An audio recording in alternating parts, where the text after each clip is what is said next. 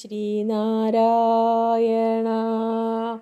പരമഗുരവേ നമഃ.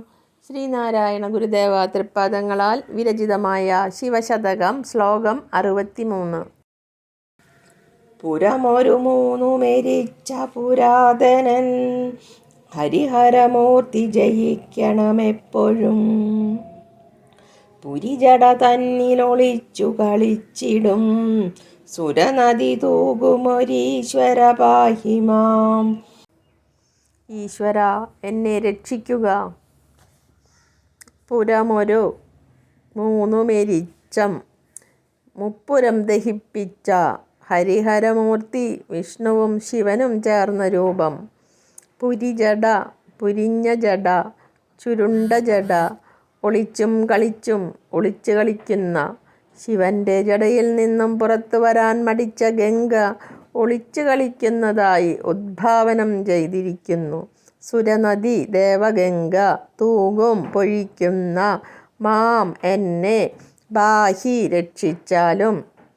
മുപ്പുരം ദഹിപ്പിച്ചവനും പുരാതനുമായ ഹരിഹരമൂർത്തി എപ്പോഴും ജയിക്കുമാറാകട്ടെ. പുരിജടയിൽ ഒളിച്ചു കളിച്ച ദേവഗംഗ പുറത്തേക്ക് തൂകുന്ന ഈശ്വരാ, എന്നെ രക്ഷിച്ചാലും.